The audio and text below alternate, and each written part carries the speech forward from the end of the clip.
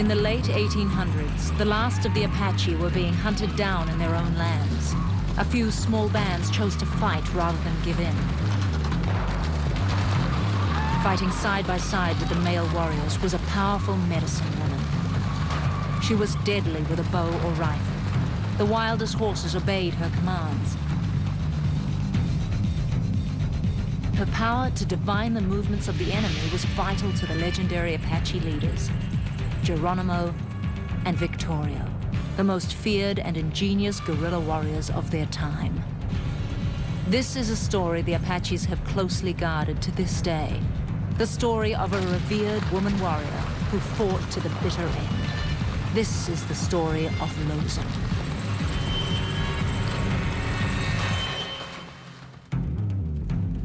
As the Indian Wars were coming to a brutal, uncompromising end, a few of the Apache decided to make a final stand. They took on the United States government, which believed it was their manifest destiny to dominate the West and remove the Apache from their homeland. The likes of Victorio and Geronimo struck terror into the hearts of the US Army and made headlines all across America. The Apache leaders, outnumbered and on the run, managed to outwit the forces of manifest destiny. But as so often happens, history worships its fighting heroes and neglects to even mention its heroines.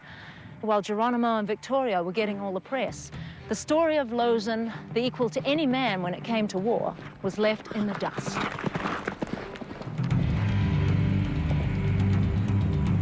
The most famous of all Apache leaders, Geronimo, called her woman warrior. Her older brother, Victorio, relied on her as his most important weapon in war. Victorio said that his little sister was his right hand, as strong as any man, braver than most, and cunning in strategy. Lozen, he said, is a shield to her people. I think Lozen's story was never really brought out in the open, or not much told about her, because she's a woman who more or less lived in a men's world. It was something that was unheard of for a woman to be in an active role like that and be riding with men. It's not eloquently told like Geronimo's story or Victoria's story. They tend to be in the background. Lozen's legacy is unique because she was active as a warrior. Other Apache women were certainly fighters. Many others were captured, fought their way out, returned, saved their offspring in heroic ways. But Lozen was an active fighter, an active warrior, who, when it was time to fight, she joined the men.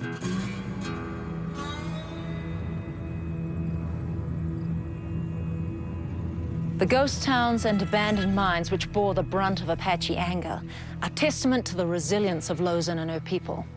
Long before the US entered the fray, the Spanish and then the Mexicans had tried but failed to kick the Apache off their land. When the US Army lowered their sights on Lozen and her homeland, they too were to learn the hard way not to underestimate Apache resolve.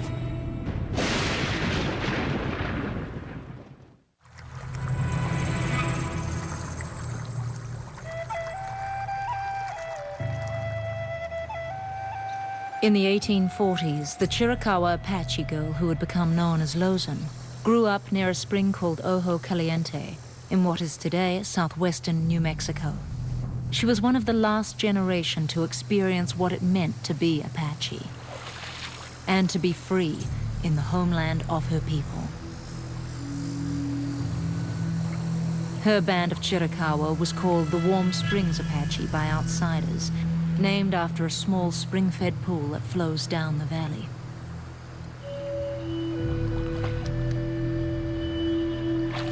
On their seasonal round, her tribe would cover 1,000 miles in a year, hunting and gathering food from an area of the southwestern United States and northern Mexico, known as a Pacharia.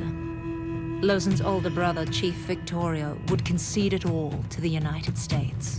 In exchange for peace, all he asked was for a permanent homeland at Ojo Caliente.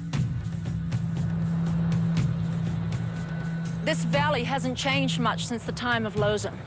The springs bubble up out of a deep underground rift which supplies a year-round source of water in a land where drought is commonplace. And just downstream is the entrance to a narrow canyon. It's a natural fortress in case of attack. As Lozen got older and as the US Army and the miners began crowding them in, this spring-fed Eden became the centerpiece of her tribe's struggle to retain some small measure of freedom.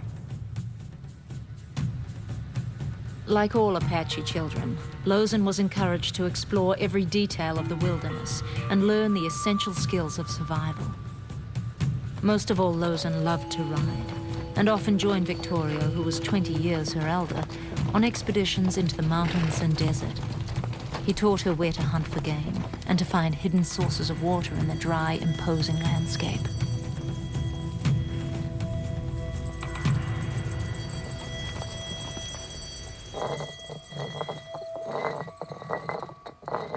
While most young Apache girls were learning to take care of the camp and prepare the food, Lozen was more interested in challenging the boys in the games of young warriors. Even in playtime, the children were told to be constantly on their guard. The threats to their lives were ever present. About the time Lozen was born, the Mexican government began paying bounties for Apache scalps. They tried to exterminate Lozen's people and take over their land. As she was growing up, Mexican bounty hunters frequently attacked the Apache camps, killing not only the male warriors, but indiscriminately slaughtering Apache women and children. The Apache declared all-out war. Raiding into Mexico was part of the social hierarchy of the tribe. The young men had to prove their courage on 4 raids before attaining the status of warrior. Returning with horses, guns, and ammunition, in war dances, the Chiricahua celebrated their victories and appealed to Lozen, the creator, for the power to be invincible. Victorio, a proven leader on their raids, would become one of the most respected of all Chiricahua chiefs for his ability to make war.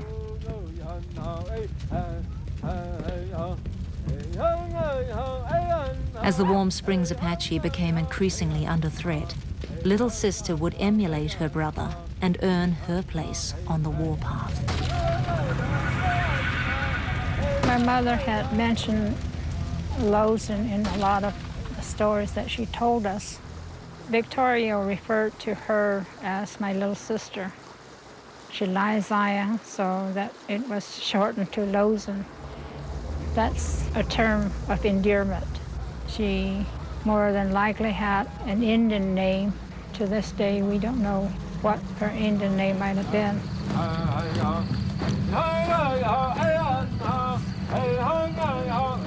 At about the age of 13, when most Apache girls are preparing for marriage and motherhood, Lozen committed herself to following the path of a warrior.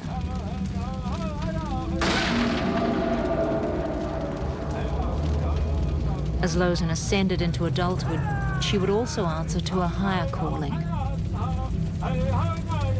The Apache believe that it is at this age when certain members of the tribe are granted the powers to become medicine people.